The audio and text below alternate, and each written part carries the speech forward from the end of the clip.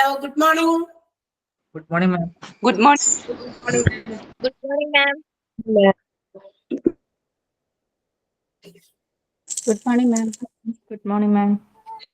Good morning, ma'am.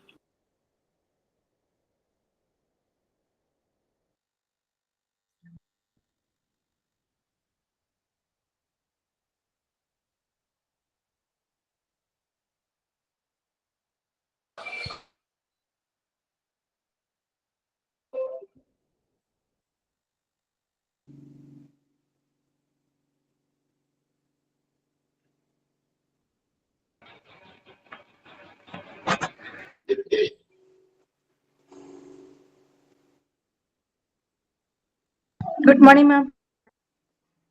Good morning.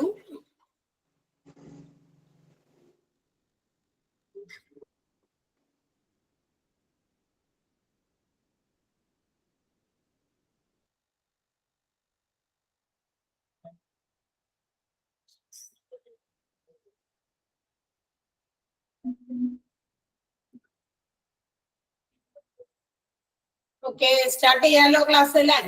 വരുന്നവരൊക്കെ വരട്ടെ. നമ്മള് ഒരുപാട് പ്രാവശ്യമൊക്കെ എല്ലാവരോടും സമയത്തിന് കയറണം. 10:30-ക്കാണ് ക്ലാസ് എങ്കിൽ ഒരു 10:28-നെങ്കിലും 2 മിനിറ്റ് മുമ്പെങ്കിലും ജോയിൻ ചെയ്തിരിക്കണം എന്ന് എല്ലാവരോടും പറയാറുണ്ട്.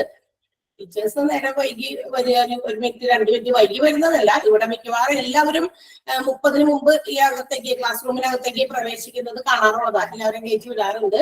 സമയത്ത് നിങ്ങൾ ജോയിൻ ചെയ്യാവുന്ന സ്ട്രെങ്ത് അധികം ഇല്ലാത്തത് കൊണ്ടാവാം അവര് ക്ലാസ്സുകൾ സ്റ്റാർട്ട് ചെയ്യാൻ വൈകുന്നത്.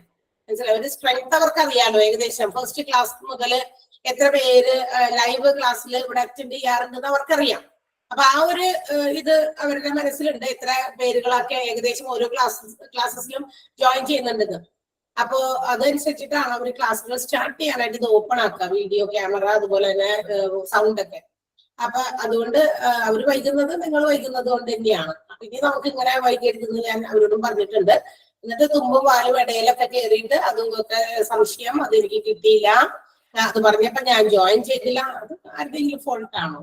മറ്റുള്ള നമ്മള് കയറുന്നതിന് മുമ്പ് ക്ലാസ് തുടങ്ങി തോന്നി നേരത്തെ ക്ലാസ് തുടങ്ങുന്നതല്ല. 10:30 is the ഷാർപ്പ് ടൈം അല്ലെ? ആ സമയത്ത് ക്ലാസ് കയറി ടീച്ചർ എന്തെങ്കിലുമൊക്കെ കുറച്ച് കാര്യങ്ങളൊക്കെ അങ്ങോട്ടും ഇങ്ങോട്ടും ചോദിച്ചു പറഞ്ഞു. അതിനുശേഷം ക്ലാസ്സുകൾ സ്റ്റാർട്ട് ചെയ്തു. അപ്പൊ പറഞ്ഞപ്പോ ഞാൻ എത്തിയില്ല, ഞാൻ എത്തിയപ്പോ വൈകി. അതിന്റെ ഇടയിൽ അപ്പൊ നമ്മള് അവരെ ഇനി ഡിസ്റ്റർബ് ചെയ്തിട്ട് കാര്യമില്ല. ഇനി ക്ലാസ് കഴിഞ്ഞിട്ട് റെക്കോർഡഡ് ക്ലാസ് കാണുക എന്നുള്ളതാണ് അതിന് പ്രതിവിധിയുള്ളൂ. അതിന്റെ ഇടയിൽ ടീച്ചർ അത് പറഞ്ഞിട്ട് ഞാൻ ഉണ്ടായിരുന്നില്ല എന്ന് പറഞ്ഞിട്ട് ചിലപ്പോ അതൊക്കെ 2-3 പ്രാവശ്യം ആവർത്തിച്ചിട്ടായിരിക്കും ഇരിക്കുന്ന ടീച്ചേഴ്സ്. നമുക്കൊരു പരിധിയില്ല ഇതിനൊക്കെ അല്ലെ? ആലോചിച്ച് നോക്കിയാൽ കേൾക്കുന്നവർക്ക്. എനിക്ക് മറ്റൊരു കാര്യം കൂടി ഉണ്ട്. ഇത് കേൾക്കുന്ന ആളുകൾക്ക് ഇവിടെ ലൈവില് ബിഗിനിങ് മുതലുള്ളവര് ആണെങ്കിൽ അവർക്ക് അതൊരു ഭയങ്കര ബോറടിക്കുകയും ചെയ്യും. ബിക്കോസ് അവർ ഒരുപാട് പ്രാവശ്യം അത് കേട്ട് ആവർത്തന വിരസത എന്ന് പറയുന്ന ഒരു സാധനം ഉണ്ടല്ലോ മനുഷ്യന്മാർക്ക്. അപ്പൊ അത് അവർക്ക് തോന്നും. കാരണം ഇത് എത്ര ടീച്ചർ ഇതെന്തിനാ ഇങ്ങനെ പറഞ്ഞുകൊണ്ടിരിക്കണേന്ന് ചിലരുടെ മൈൻഡിൽ തോന്നും. പറയില്ല, കാരണം നമുക്ക് നമ്മളുടെ ആവശ്യമാണല്ലോ ഇത് പഠിച്ചെടുക്കുക എന്നുള്ളത്. അതുകൊണ്ട് ചിലർ പറയില്ല, മനസ്സിൽ തോന്നും. പക്ഷെ അല്ലെ, ഒത്തിരി പ്രാവശ്യം ഇവരവിടെ പോയി കിടന്നല്ലോ, ഇവളവിടെ പോയി കിടന്ന അവരുടെ മനസ്സിലെങ്കിലും തോന്നും. സോ അതൊക്കെ നമ്മൾ ഇല്ലാതിരിക്കണമെങ്കിൽ കറക്റ്റ് സമയത്ത് ക്ലാസ്സിൽ കയറാം. That's all. അത് ഞാൻ വീണ്ടും പറഞ്ഞു എന്ന് മാത്രമേ ഉള്ളൂ. കാരണം ഞാൻ ക്ലാസ് തുടങ്ങിയപ്പോ വീണ്ടും പറയാം, 66 നമ്പേഴ്സ് ആയിരുന്നു. ഞാൻ കയറി വന്നപ്പോ 40, അതായത് 10:30-ന് 40 സംതിങ് 45 ബിറ്റ്വീൻ ആണ് ഉണ്ടായിരുന്നത്. ഇപ്പൊ അത് പറഞ്ഞ് 5-6 മിനിറ്റ് ഞാൻ സംസാരിച്ചുകൊണ്ടിരുന്നപ്പോ 79 എന്ന് വെച്ചാൽ അതിന്റെ അർത്ഥം എന്താ? ഈ പറയുന്ന ആളുകൾക്ക് ഇടയിൽ കയറിയവരാണെന്നാണ്. Okay, whatever it may be, പോട്ടെ. ക്ലാസ് ഒക്കെ എങ്ങനെ പോകുന്നു? സുഖമായിട്ട് പോകുന്നോ ക്ലാസ്സസ് ഒക്കെ? വേഗം പറ. കാര്യം പറഞ്ഞ് ചോദിച്ചു അറിയാതെ എനിക്ക് ഇനി പ്രതിവിധികളോ എന്തെങ്കിലുമൊക്കെ ഉണ്ടെങ്കിൽ അതൊക്കെ ചെയ്തിട്ട് വേണ്ട എന്റെ ക്ലാസ് തുടങ്ങാൻ. Okay, going good? Yes. And what about English class? കുഴപ്പമുണ്ടോ ഇപ്പോ? കുറെയൊക്കെ നമ്മള് കറക്ഷൻസും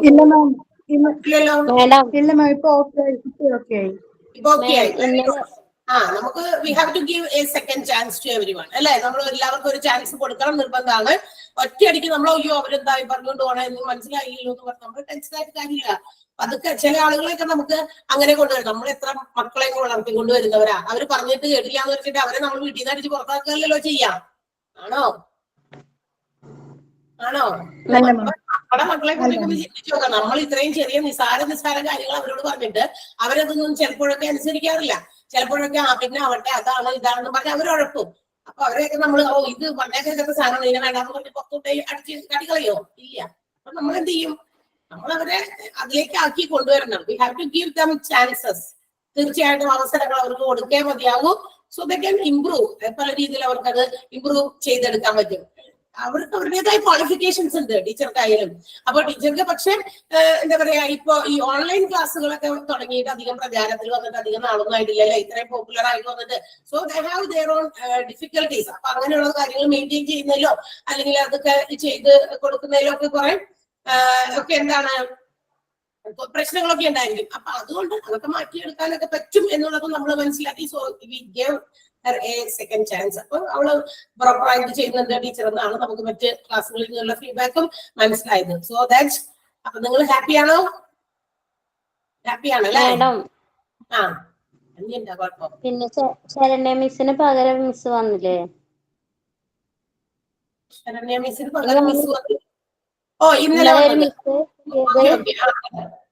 ഇനി ആ മിസ് തന്നെയായിരിക്കും ശരണ്യ മിസ്സിന് പകരം? അതെ.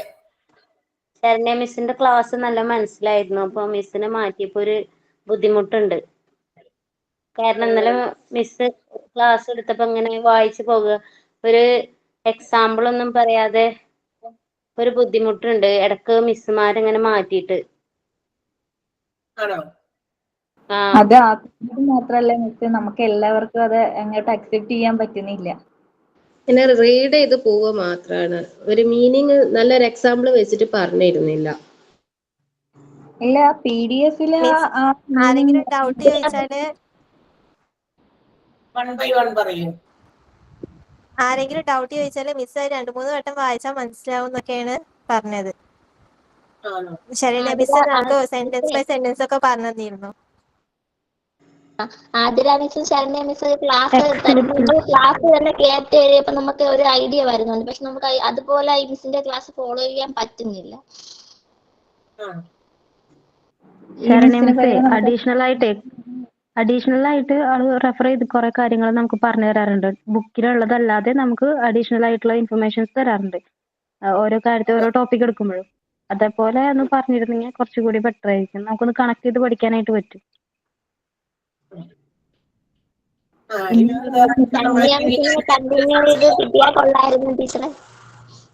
നമ്മളിപ്പോ എന്തെങ്കിലും ക്ലാസ് എടുക്കുമ്പോൾ അതുമായി കണക്ട് ചെയ്ത് ചില എക്സാമ്പിൾസ് നമ്മൾ പറയാറുണ്ടല്ലോ, അല്ലെ? അതാണ് ഉദ്ദേശിക്കുന്നത്.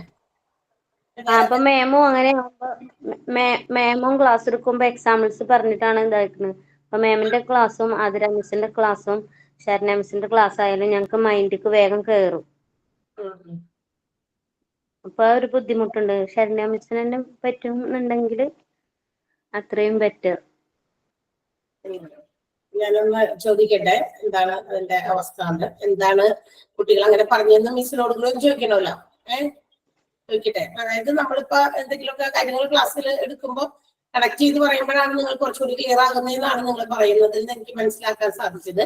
അപ്പൊ ഞാനതൊന്ന് പറയട്ടെ. ഇപ്പൊ നമ്മൾ ഇംഗ്ലീഷിൽ അതുപോലെ തന്നെ കുറച്ച് ഞാൻ പറഞ്ഞു, ഇങ്ങനെ കമ്മ്യൂണിക്കേറ്റീവ് ലെവലില് അവർക്ക് ക്ലാസ്സുകൾ കൊടുക്കുക. അപ്പൊ അവരെ കൊണ്ട് കുറച്ച് കാര്യങ്ങൾ ഇങ്ങോട്ട് നമ്മൾ പറയിപ്പിക്കുക. അപ്പൊ ഇപ്പൊ ഒരു കാര്യം ചോദിച്ചിട്ട് അത് ഷുഡ് ബി നമ്മൾ അവർക്ക് കൊടുക്കുന്ന ആ ഒരു ചോദ്യം അല്ലെങ്കിൽ എന്തെങ്കിലും കാര്യം പറഞ്ഞിട്ട് അത് നമ്മളോട് ഇംഗ്ലീഷിൽ റെസ്പോണ്ട് ചെയ്യാനായിട്ട് അവർ പറയാ എന്നൊക്കെ കുറെ ഇൻസ്ട്രക്ഷൻസ് ഒക്കെ കൊടുത്തിട്ടുണ്ട് ഞാനും അവർക്ക് ഇംഗ്ലീഷ് ടീച്ചർ. അപ്പൊ അതുകൊണ്ട് പുള്ളിക്കാരി പ്രിപ്പയർഡ് ആണ് എന്നും എന്നോട് എടുത്ത് ചോദിക്കാൻ പറഞ്ഞതുകൊണ്ടാണ് ഞാൻ ഇംഗ്ലീഷിന്റെ ക്ലാസ് എങ്ങനെയുണ്ടെന്ന് ചോദിച്ചതിന്റെ കാരണം. ടീച്ചർ തന്നെ എന്നോട് ചോദിച്ചു, മിസ് ഒന്ന് ചോദിക്കണേ, ഇപ്പൊ എങ്ങനെയുണ്ട്, അവർക്ക് ഫോളോ ചെയ്യാൻ പറ്റുന്നുണ്ടോ, ക്ലാസ്സിൽ വല്ലെങ്കിലും ബുദ്ധിമുട്ടുണ്ടോ എന്നൊന്ന് ചോദിക്കണമെന്ന് അശ്വതി മിസ് എന്നോട് പറഞ്ഞിരുന്നു. അതുകൊണ്ടാണ് ഞാൻ ചോദിച്ചതും. അപ്പൊ ഇതുപോലെ എന്തെങ്കിലും അതുപോലെയുള്ള കറക്ഷൻസ് കൊണ്ടുവരാനുള്ളതാണെങ്കിൽ 1-2 ദിവസം നമുക്ക് നോക്കാലോ, അല്ലേ?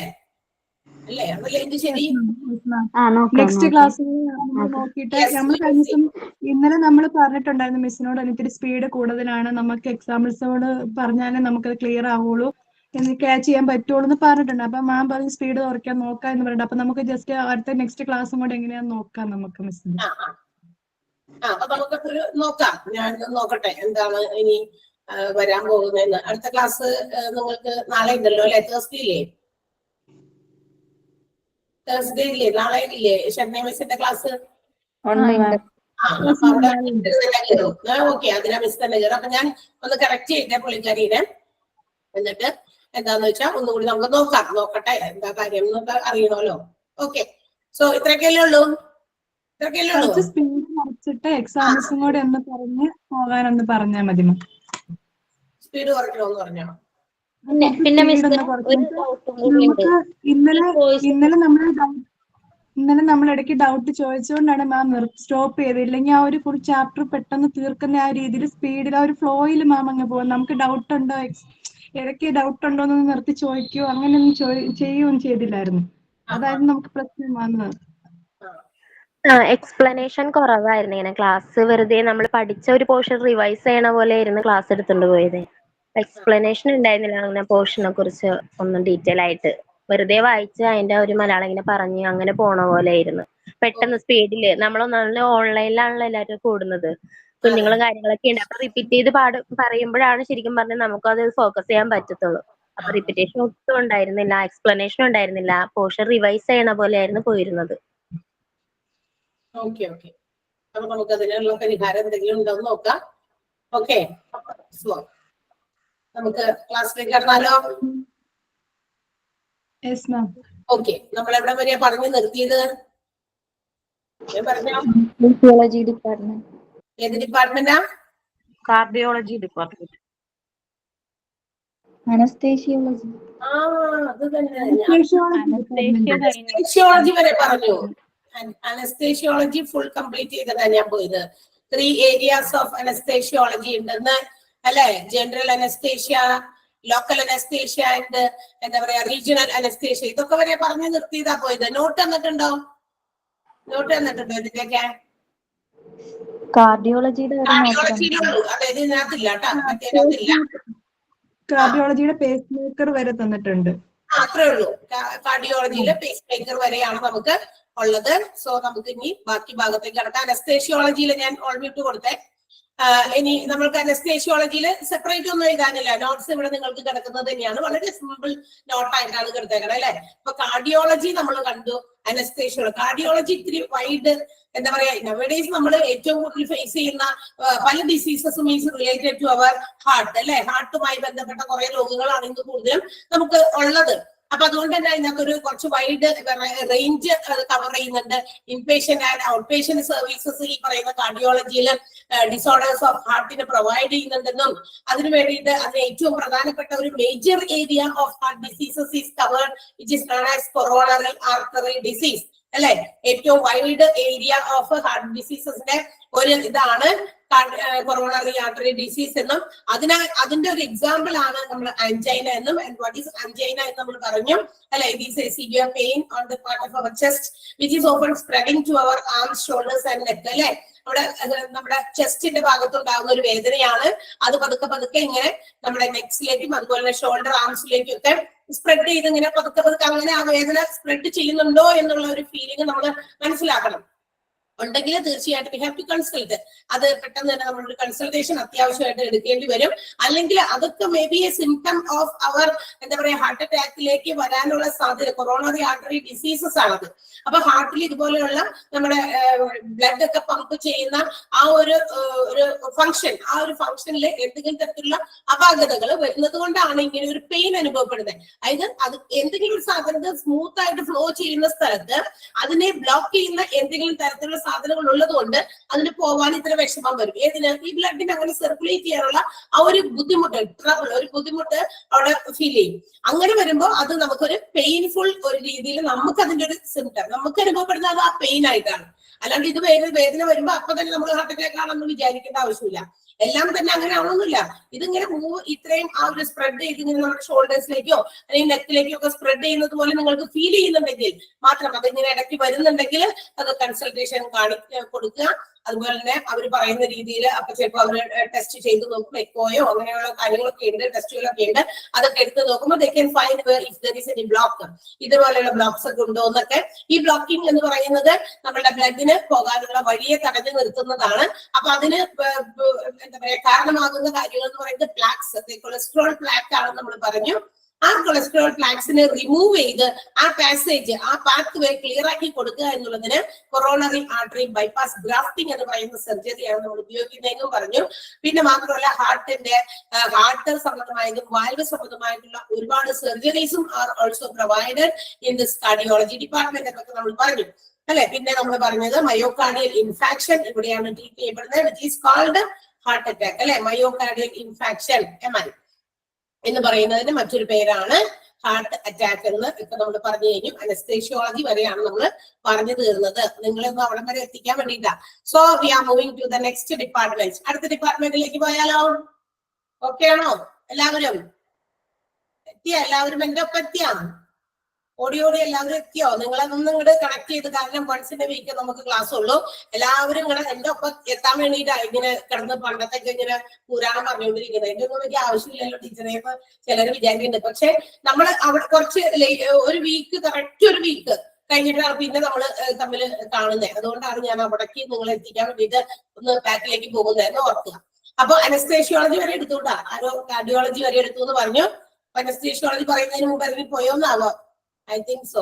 അപ്പൊ ക്രിട്ടിക്കൽ കെയർ യൂണിറ്റ് ആണ് നമുക്ക് ഇനി പഠിക്കാനുള്ള അടുത്ത ഒരു department. Critical care unit CCU, അല്ലെങ്കിൽ ഇന്റൻസീവ് കെയർ യൂണിറ്റ് ICU, അല്ലെങ്കിൽ ഇന്റൻസീവ് ട്രീറ്റ്മെന്റ് യൂണിറ്റ് ITU എന്നൊക്കെ ഇതിന് പേരുണ്ട്. അപ്പൊ ഓർക്കുക, intensive care unit, critical care unit, intensive treatment unit എന്നൊക്കെ ഇതിന്റെ പേരുണ്ട്. ഹൈലി സ്പെഷ്യലൈസ്ഡ് ആയിട്ടുള്ള ഒരു ഡിപ്പാർട്ട്മെന്റ് ആണ്. ബിക്കോസ് ഹിയർ ദ പേഷ്യൻസ്, ഇവിടെ നമ്മളുടെ ഈ പറയുന്ന ക്രിട്ടിക്കൽ കെയർ യൂണിറ്റിൽ അല്ലെങ്കിൽ ICUല് അല്ലെങ്കിൽ ITUല് പേഷ്യൻസിനെ എവിടെ നിന്ന് കൊണ്ടുവരുന്നത്? നേരിട്ട് എന്താ പറയാ OPയിൽ ടിക്കറ്റ് എടുത്തോ അല്ലെങ്കിൽ കാഷ്വാലിറ്റിയിൽ ഒക്കെ വന്നിട്ട് അല്ലെ നേരിട്ട് വരുന്ന പേഷ്യൻസ് അല്ല, OPയിൽ വരുന്നവരല്ല. അതിനേക്കാൾ ഉപരി കൂടുതൽ വരുന്നത് ഇവിടെ ചിലപ്പോൾ കാഷ്വാലിറ്റി എമർജൻസി യൂണിറ്റിൽ നിന്നോ, ഡിപ്പാർട്ട്മെന്റിൽ നിന്നോ, അല്ലെങ്കിൽ ഓപ്പറേഷൻ തിയേറ്ററിൽ നിന്നോ, റിക്കവറി റൂമിൽ നിന്നൊക്കെ ഉള്ള പേഷ്യൻസിനെ ആയിരിക്കും will be transferred to this ICU, ഈ ഡിപ്പാർട്ട്മെന്റിലേക്ക് ട്രാൻസ്ഫർ ചെയ്യുന്നത്. കാരണം ഇപ്പൊ എമർജൻസി സിറ്റുവേഷൻസിൽ ആംബുലൻസിലൊക്കെ കൊണ്ടുവരുന്ന പേഷ്യൻസ് അവരെ ഒന്ന് റിക്കവർ ചെയ്യിപ്പിക്കാൻ വേണ്ടിയിട്ട് കുറച്ചു നേരമൊക്കെ എവിടെയെങ്കിലും ഒന്ന് നിർത്തും. അവർക്ക് വേണ്ട ഇമ്മീഡിയറ്റ് ട്രീറ്റ്മെന്റ് പ്രൊവൈഡ് ചെയ്തത് വി ഹാവ് സ്റ്റഡീഡ് ഇറ്റ്. നമ്മൾ പഠിച്ചതാണ് കാഷ്വാലിറ്റി ഡിപ്പാർട്ട്മെന്റിൽ അല്ലെ, എമർജൻസി ഡിപ്പാർട്ട്മെന്റ് നമ്മൾ പഠിച്ചു. അപ്പൊ അവിടെ വരുന്ന പേഷ്യൻസിനെ ഇമ്മീഡിയറ്റ് ആയിട്ട്, അതായത് അവരുടെ ലൈഫിനെ പിടിച്ചു നിർത്തണം, പോകാതെ അല്ല ലീവ് ചെയ്ത് പോകാതെ പിടിച്ചു നിർത്താൻ, ആ ഒരു പിടിച്ചു നിർത്തിയതിന് ശേഷം maybe this patients will be transferred to ICU. ചിലപ്പോൾ ICUലേക്ക് മാറ്റും ചില പേഷ്യൻസിനെ, ചിലരെ ഓപ്പറേഷൻ തിയേറ്റേഴ്സിലേക്ക്. മാത്രമല്ല ഈ ഓപ്പറേഷൻ തിയേറ്റേഴ്സിൽ നിന്നും ചിലപ്പോൾ നമ്മളുടെ കണ്ടീഷൻ കുറച്ച് മോശമായി പോയാൽ ആഫ്റ്റർ ദ സർജറി ഒക്കെ ചെയ്തതിനു ശേഷം ചില പേഷ്യൻസ് പെട്ടെന്ന് അവരുടെ എന്താ പറയാ അവരുടെ ഇതില് അല്ലെ മാറ്റം വരാറുണ്ട്. പെട്ടെന്ന് അവര് ഡേഞ്ചർ സിറ്റുവേഷൻസിലേക്ക്, ഡേഞ്ചർ സോണിലേക്കൊക്കെ പോയി കഴിഞ്ഞാൽ they should be shifted to this intensive care unit. അവരെ മാറ്റുന്നത് ഇന്റൻസീവ് കെയർ യൂണിറ്റിലേക്കാണ്. കാരണം അവർക്ക് തീവ്ര പരിചരണം ആവശ്യമുള്ള ഒരു സമയമാണ്. അതുകൊണ്ട് തന്നെയാണ് അങ്ങോട്ട് മാറ്റാം, അല്ലെങ്കിൽ റിക്കവറി റൂമിൽ നിന്നൊക്കെ ആയിരിക്കും മാറ്റുന്നത്. അപ്പൊ ഒരു സ്ഥലത്ത് നിന്നായിരിക്കും ഇങ്ങനെയുള്ള പേഷ്യൻസിനെ ഇന്റൻസീവ് കെയർ യൂണിറ്റിലേക്ക് മാറ്റാം. And also certain patients have to be isolated. That means they have to be kept in isolated rooms. ഒറ്റപ്പെട്ട മുറികളിലും ചില പേഷ്യൻസിനെ എന്ന് വെച്ചാൽ ഇന്റൻസീവ് കെയർ യൂണിറ്റ് അല്ലാതെ. ഇന്റൻസീവ് കെയർ യൂണിറ്റ് എന്ന് പറയുമ്പോൾ അവിടെ ഒരു 10-16 ഒക്കെ ഓരോ depends upon the size of the ഹോസ്പിറ്റലിന്റെ സൈസ് ഒക്കെ അനുസരിച്ച് ഒരു 10, 13, 12 ഒക്കെ ബെഡ്സ് ആയിരിക്കും ഇന്റൻസീവ് കെയർ യൂണിറ്റ്സിൽ ഉണ്ടാകുക. അധികം ബെഡൊന്നും ഉണ്ടാവില്ല. ഇപ്പൊ വാർഡിലൊക്കെ 10 ചെറിയ വലിയ വാർഡൊക്കെ ആണെങ്കിൽ 10-20 ബെഡൊക്കെ ഉണ്ടാക്കുന്ന നീണ്ട നിര ബെഡുകളുടെ നിരയൊക്കെ നമുക്ക് കാണാൻ സാധിക്കും. പക്ഷേ ഇന്റൻസീവ് കെയർ യൂണിറ്റിൽ വളരെ ലിമിറ്റഡ് നമ്പർ ഓഫ് ബെഡ്സേ ഉണ്ടാകുകയുള്ളൂ. ആൻഡ് ഇത്രയും ലിമിറ്റഡ് നമ്പർ ഓഫ് ബെഡ്സിൽ കിട്ടുന്നതിനേക്കാൾ കൂടുതൽ വീണ്ടും പരിചരണം ആവശ്യമുണ്ടെങ്കിൽ such patients should be kept in isolated rooms.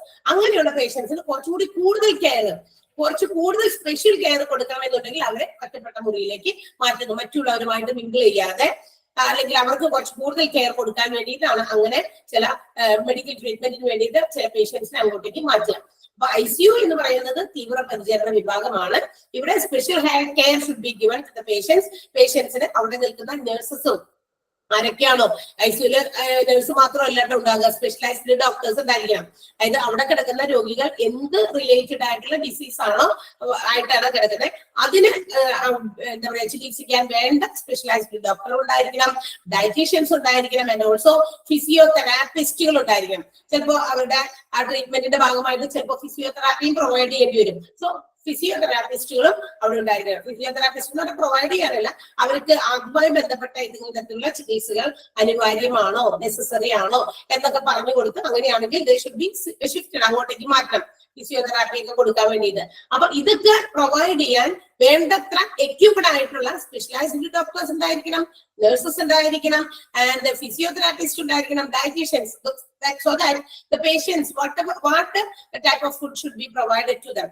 എന്ത് തരത്തിലുള്ള ഫുഡുകൾ അവർക്ക് കൊടുക്കണം. മിക്കവാറും ഐസിയുലുള്ള പേഷ്യൻസിന് എങ്ങനെയുള്ള ഫുഡാ കൊടുക്കണേ? പൊറോട്ടയും ചിക്കൻ ബിരിയാണി ഒക്കെ ആണോ കൊടുക്കുക? ആണോ? നമ്മളൊക്കെ പുറത്ത് ഐസിയുവിന്റെ വാതിക്കൊക്കെ നിൽക്കേണ്ടി വന്നിട്ടില്ലേ നമുക്കൊക്കെ? ഇല്ലേ? ചിലപ്പോഴെങ്കിലൊക്കെ ആരെങ്കിലുമൊക്കെ പറഞ്ഞൊക്കെ കേട്ടിട്ടുണ്ടാകും. ഒരിക്കലും അതിനകത്തുള്ള പേഷ്യൻസിന് ലിക്വിഡ് ഫുഡ് ആയിരിക്കും, യെസ് ലിക്വിഡ് ഫുഡ് ആയിരിക്കും കൊടുക്കുക. അവർക്ക് ജ്യൂസ് ആക്കി കൊടുക്കാനായിരിക്കാം പറയാ, അല്ലെങ്കിൽ എന്താ പറയാ മിൽക്ക് അല്ലെ പാല് കൊടുക്കാൻ പറയും, ജ്യൂസ് ഐറ്റംസ്, അല്ലെങ്കിൽ ഇപ്പം അരിയൊക്കെ ചോറൊക്കെ തന്നെ അരച്ചിട്ട് മിക്സിയിൽ അടിച്ചിട്ടൊക്കെ കൊണ്ടിരുന്ന് കൊടുക്കാനൊക്കെ ആയിരിക്കും പറയാം. അപ്പൊ അത് ഏത് രീതിയിലുള്ളത് കൊടുക്കണമെന്ന് it should be suggested by the dietician. ആരായിരിക്കും അത് സജസ്റ്റ് ചെയ്യുക? ഡയറ്റീഷ്യൻസ് ആയിരിക്കും. സോ അതിന് വേണ്ടിയിട്ട് അത്തരം ഇൻഫോർമേഷൻസ് ഒക്കെ പാസ് ചെയ്യാൻ വേണ്ടി ഡയറ്റീഷ്യൻസും ഒരു എന്താ പറയാ ക്രിട്ടിക്കൽ കെയർ യൂണിറ്റിന്റെ അടുത്ത് ചുറ്റുവട്ടത്തൊക്കെ ഉണ്ടായിരിക്കണം എന്നർത്ഥം. എപ്പോഴും അവർ അതിന്റെ ഉള്ളിൽ തന്നെ ഇരിക്കുന്നതല്ല, അതിന്റെ നിയറസ്റ്റ് പ്ലേസസിൽ ദേ ഷുഡ് ബി അവൈലബിൾ, അവരൊക്കെ അവൈലബിൾ ആയിരിക്കണം. ഇതാണ് critical care unit. And only a few number of beds, limited number of beds ഒരു എന്താ പറയാ ഇന്റൻസീവ് കെയർ യൂണിറ്റിൽ ഉണ്ടായിരിക്കുള്ളൂ. ഒരുപാട് ബെഡുകളൊന്നും ഉണ്ടാകില്ല എന്നുള്ളതാണ്. ഈ ബെഡുകളിൽ ഇവര് കിടക്കുമ്പോൾ ഇവരെ ഹാൻഡിൽ ചെയ്യുന്നത് സ്പെഷ്യലൈസ്ഡ് ഡോക്ടേഴ്സ് ഉണ്ടായിരിക്കും, നേഴ്സ് ഉണ്ടായിരിക്കും, ഡയറ്റീഷ്യൻസ് ഉണ്ടായിരിക്കും, ഫിസിയോതെറാപ്പിസ്റ്റുകളും അവൈലബിൾ ആയിരിക്കണം എന്നാണ്. ഓക്കെ, അപ്പൊ എന്തൊക്കെയാണ് നമ്മൾ പറഞ്ഞ ഇന്റൻസീവ് കെയർ യൂണിറ്റ്, അതിന്റെ അതർ നെയിംസ് പറഞ്ഞു. Critical care unit, CCU, ITU intensive treatment unit, ICU intensive care unit, 3 പേരുകളിൽ അറിയപ്പെടുന്നു. ഇതൊരു സ്പെഷ്യലൈസ്ഡ് ഡിപ്പാർട്ട്മെന്റ് ആണ്. ഇവിടെ എന്താ പറയാ എമർജൻസി സിറ്റുവേഷൻസിൽ നിന്ന് എമർജൻസി റൂമിൽ നിന്നോ റിക്കവറി റൂമിൽ നിന്നോ ഓപ്പറേഷൻ തിയേറ്റേഴ്സിൽ നിന്നോ ആയിരിക്കും പേഷ്യൻസിനെ ഷിഫ്റ്റ് ചെയ്യപ്പെടുന്നത്. And some patients should be given എന്താ പറയാ നെസസറി ആൻഡ് ഓൾസോ സ്പെഷ്യൽ, വളരെ സ്പെഷ്യൽ ആയിട്ടുള്ള ഇന്റൻസീവ് ആയിട്ടുള്ള care should be given so that such patients should be shifted to isolated rooms. അങ്ങനെയുള്ള ചില സ്പെഷ്യൽ കെയർ കൊടുക്കണം എന്നുള്ള ഉദ്ദേശത്തിൽ ചില പേഷ്യൻസിനെ ഈ ICUയിൽ നിന്ന് ഐസൊലേറ്റഡ് റൂംസിലേക്കും മാറ്റാറുണ്ട്. ചില ഒറ്റയ്ക്ക് ഒരാ പേഷ്യൻസിന് സ്പെഷ്യൽ കെയർ കൊടുക്കണമെങ്കിൽ. And also this critical care unit will have only few number of beds which is handled by specialized doctors, nurses, dietitians and also physiotherapists. മനസ്സിലായോ എന്താണ് ക്രിട്ടിക്കൽ കെയർ യൂണിറ്റ്? മനസ്സിലായില്ല? അത് നമുക്ക് എക്സ്ട്രാ ഒരു നോട്ടും ഇല്ല അവിടെ. whatever it is given in your note, ആ ഒരു ഹെഡിൽ കൊടുത്തിരിക്കുന്ന നോട്ട് തന്നെയാണ് നിങ്ങളുടെ note. Is it clear? Clear ആയോ? എങ്കിൽ നമുക്ക് അടുത്തതിലേക്ക് പോകാം. ഓക്കെ അല്ലേ? യെസ്. സോ അടുത്ത ഡിപ്പാർട്ട്മെന്റിലേക്ക് പോകാണ്. അടുത്ത വായിക്കാൻ ഞാൻ പിന്നെ സമയം തരാം. ഓക്കെ, നെക്സ്റ്റ് ഡിപ്പാർട്ട്മെന്റ് എന്താ? ഡെർമറ്റോളജി ആണ് അല്ലെ. ഡെർമറ്റോളജി എന്ന് പറയുന്നതാണ് അടുത്ത ഡിപ്പാർട്ട്മെന്റ്. നമ്മൾ പറഞ്ഞു it deals with the diagnosis and the treatment of our diseases which is related to our skin, hair, nails and also advanced cosmetic problems അല്ലെ. നമ്മുടെ സ്കിൻ റിലേറ്റഡ് ആയിട്ടുള്ളത്, നെയിൽസ് റിലേറ്റഡ് ആയിട്ടുള്ളത്, അതുപോലെ തന്നെ നമ്മുടെ ഹെയർ സംബന്ധമായിട്ടുള്ള ഒരുപാട് ഡിസീസസ് നമുക്ക് ഉണ്ടാകാറുണ്ട്. നെയിൽസിലൊക്കെ എത്താ പ്രശ്നമൊന്നും നമ്മൾ വിചാരിക്കില്ല.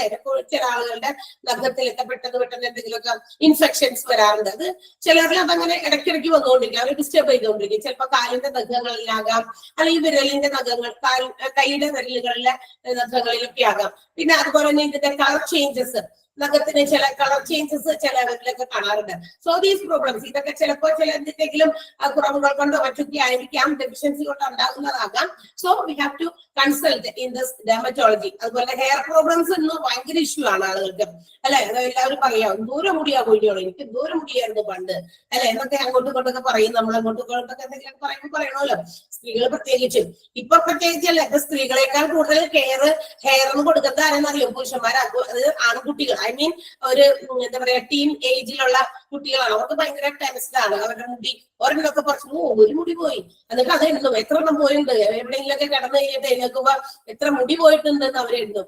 അതൊക്കെ ഭയങ്കര വാല്യുബിൾ ആയിട്ടുള്ള ഒരു സാധനമായിട്ടാണ് അവരൊക്കെ മനസ്സിലാക്കിയത്. നമ്മളൊക്കെ ഇതൊക്കെ എത്ര കണ്ടിരിക്കുന്നു എന്നാണ് നമുക്ക് തോന്നുന്നത് അല്ലെ. പക്ഷെ അവരിന്ന് ഭയങ്കര അവെയറാണ്. അവർക്ക് ഒത്തിരി ബ്യൂട്ടി കോൺഷ്യസും ഒക്കെ ആയിട്ട് അതിന്റെ ഭാഗം.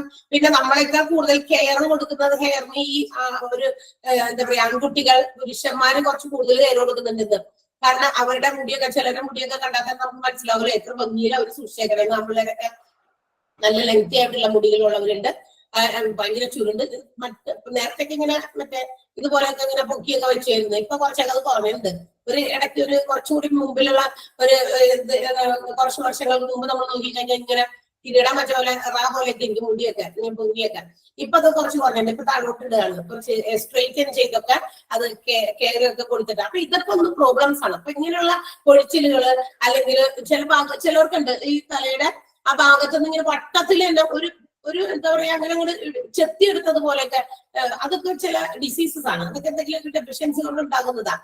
അതുപോലെ തന്നെ നമ്മുടെ സ്കിന്നിൽ ഉണ്ടാകുന്ന പല പ്രോബ്ലംസ്, ചൊറിച്ചിലോ അമാന്തലോ അല്ലെങ്കിൽ സ്കിൻ കളർ ചേഞ്ചസ് ഇങ്ങനെയൊക്കെ ഉണ്ടാകാറുണ്ട്. ഇതിനൊക്കെ ഉള്ള പ്രോബ്ലംസ് ഒക്കെ നമ്മൾ സോൾവ് ചെയ്യുന്നത് ഡെർമറ്റോളജിയിലാണ്. ഓൾസോ ഈ dermatological problems including the disorders, നമ്മുടെ സ്കിന്നിനും ഹെയറിനും നെയിൽസിനും ഉണ്ടാകുന്ന പല ഡിസോർഡേഴ്സും ഇവിടെ ട്രീറ്റ് ചെയ്യുന്നുണ്ട്. ആൻഡ് ഓൾസോ വെനേറിയൽ ഡിസീസസ്, അതായത് നമ്മുടെ സെക്ഷൽ ആയിട്ടുള്ള ആ ഒരു റിലേഷൻഷിപ്പിൽ നിന്ന് ഉണ്ടാകുന്ന ചില രോഗങ്ങളൊക്കെ ഉണ്ടാകുമല്ലോ. അതായത് ലൈംഗികപരമായിട്ടുള്ള ആ ഒരു ഇതിൽ നിന്നുണ്ടാകുന്ന ചില രോഗങ്ങൾ, ചൊറിച്ചിലോ മാത്രമൊക്കെ അത്തരം പ്രദേശങ്ങളിൽ ഉണ്ടാകുന്ന അതിനും, പിന്നെ അഡ്വാൻസ്ഡ് കോസ്മെറ്റിക് പ്രോബ്ലംസും ഈ പറയുന്ന ഡിപ്പാർട്ട്മെന്റിലാണ് ട്രീറ്റ് ചെയ്യപ്പെടുന്നത്. കോസ്മെറ്റിക് പ്രോബ്ലംസ് എന്ന് പറഞ്ഞാൽ ഇന്ന് ഒത്തിരി എന്താ പറയാ അഡ്വർടൈസ്മെന്റ് കാണുമ്പോൾ അതിനൊക്കെ പിന്നാലെ പോകും. എന്തൊക്കെ കോസ്മെറ്റിക്സ് നല്ല നല്ല പരസ്യങ്ങൾ കാണുന്നു, പരസ്യം കാണിച്ച് അവർ ചെയ്ത അതുപോലെ ആകും എന്ന് വിചാരിച്ചിട്ട് നമ്മളും അതിന്റെ പിന്നാലെ ഒത്തിരി ഇൻഫ്ലുവൻസ്ഡ് ആണ് നമ്മൾ ഇന്ന് അഡ്വർടൈസ്മെന്റിൽ. പല പല സാധനങ്ങൾ നമ്മൾ അഡ്വർടൈസ്മെന്റ് നോക്കിയിട്ടാ വാങ്ങിക്കുക. തന്നെയുള്ള കുറെ കാര്യങ്ങൾ പുതിയത് ഇറങ്ങുന്നത് നമ്മൾ അറിയുന്നത് തന്നെ എന്താണ് ഐഡന്റിഫൈ ചെയ്യുന്നത് ഇത്തരം പരസ്യങ്ങളിലൂടെ തന്നെയാണ്. പരസ്യങ്ങൾ നല്ല തന്നെയാണ്. നമുക്ക് കുറെ കാര്യങ്ങളെ കുറിച്ച് ഇതൊക്കെ ഉണ്ട്, ഈ നമ്മൾ ജീവിക്കുന്ന ഈ ലോകത്തുണ്ട് എന്നറിയാൻ നല്ലത് തന്നെയാണ്. പക്ഷെ ടു മച്ച് ഓഫ് അതിനകത്ത് ഇൻഫ്ലുവൻസ്ഡ് ആകുന്ന ഒരുപാട് ആളുകളുണ്ട്. അതൊക്കെ വാങ്ങിച്ച് അതും ഇതൊക്കെ വാങ്ങിച്ച് എന്ത് ചെയ്യും, ഒത്തൊക്കെ തേക്കും. അവസാനം അയ്യോ ഇതൊക്കെ തേച്ച് പിന്നീട് ഇതിന്റെ ആഫ്റ്റർ എഫക്ട് സൈഡ് എഫക്ട് ആയിട്ട് അവിടെയൊക്കെ പല നമ്മുടെ ഉണ്ടായിരുന്ന നല്ലൊരു സ്കിൻ അതിന്റെ സ്ട്രക്ചർ ഒക്കെ മാറി ഇത് കണ്ടിന്യൂസ് ആയിട്ട് മാറി ഉപയോഗിക്കുമ്പോൾ ഉണ്ടാകുന്ന സ്കിന്നിന്റെ കളർ ചേഞ്ചസ്, ഒത്തിരി പ്രശ്നങ്ങളും സ്കിന്നിന് ഉണ്ടാകാറുണ്ട്. അപ്പൊ ഇതൊക്കെ ഇന്ന് ഈ ഒരു ഡിപ്പാർട്ട്മെന്റിൽ ഇന്ന് ഒരുപാട് ആളുകൾ അങ്ങനത്തെ പ്രോബ്ലംസിന് വേണ്ടിയിട്ട് ഈ ഡിപ്പാർട്ട്മെന്റിലാണ് നമ്മൾ എന്ത് ചെയ്യുന്നത് പോകുന്നത് എന്നാണ്. അപ്പൊ മാത്രമല്ല ഡെർമറ്റോളജിയിൽ ഒരുപാട് മറ്റു തരത്തിലുള്ള സർവീസസും അവർ മാനേജ് ചെയ്യുന്നുണ്ട്, which is acne, scar, pigmentation, vitiligo, hair fall and hair loss, unwanted hairs, moles, warts and wrinkling, aging skin. ഇത്തരം കാര്യങ്ങൾക്കുള്ള മാനേജ്മെന്റ് സർവീസസും ഇവര് പ്രൊവൈഡ് ചെയ്യുന്നുണ്ട്. ആക്നെ എന്താ ആക്നെ എന്ന് പറഞ്ഞാൽ എന്താ മുഖക്കുരു അല്ലെ, പിംപിൾസ്. നമ്മുടെ മുഖത്തൊക്കെ കുരുവൊക്കെ വന്നു കഴിയുമ്പോൾ ആളുകൾക്ക് ഫെയർ ആയിട്ട് മാത്രമല്ല ക്ലിയർ ആയിട്ടുള്ള ഒരു സ്കിന്നാണ് എല്ലാവരും എന്താ പറയാ ഉണ്ടാകുന്നത് അല്ലെ. വെനറിയൽ ഡിസീസസ് എന്ന് പറഞ്ഞാൽ ലൈംഗികപരമായിട്ടുണ്ടാകുന്ന ആ ഒരു റിലേഷനിൽ നിന്നും ഉണ്ടാകാവുന്ന ചില ഇൻഫെക്ഷൻസ്, ചിലർക്ക് അത് ചില പ്രശ്നങ്ങളാണ്. മനസ്സിലായോ? സെക്ഷൽ ആയിട്ടുള്ള ആ ഒരു ഇതിൽ നിന്ന് ഉണ്ടാകുന്ന ചില പ്രശ്നങ്ങളാണ്. ചിലർക്ക് ചില ഇൻഫെക്ഷൻസ് അത്തരം ഭാഗങ്ങളിലൊക്കെ ഉണ്ടാകും. അപ്പൊ അതൊക്കെ നമുക്ക് ഈ ഒരു എന്തുകൊണ്ടാണ് എന്നൊക്കെ നമുക്ക് വേണമെങ്കിൽ ചോദിച്ചതിന്റെ ഒരു സൊല്യൂഷൻസ് നമുക്ക് ഡെർമറ്റോളജിയിൽ പ്രൊവൈഡ് ചെയ്യുന്നതാണ്. Venereal diseases also are treated in this department.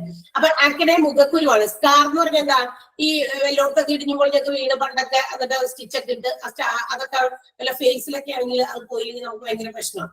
അപ്പൊ അതൊക്കെ അടയാളങ്ങൾ, വലിയ എന്തെങ്കിലുമൊക്കെ മുറിവുകളൊക്കെ പഴയ മുറിവുകളുടെയൊക്കെ വലിയ അടയാളം, അതൊക്കെ ചിലര് അതൊക്കെ റിമൂവ് ചെയ്ത് കളയാൻ ആഗ്രഹിക്കുന്നവരാണ്. അപ്പൊ അതിനു വേണ്ടിയിട്ടുള്ള ട്രീറ്റ്മെന്റുകൾ, അത്തരം മായ്ക്കാൻ പറ്റാത്ത പാടുകൾ മായ്ക്കാം. ഇന്ന് ഒത്തിരി ഫെസിലിറ്റീസ് ടെക്നോളജീസ് ഉണ്ടല്ലോ പലതിലും.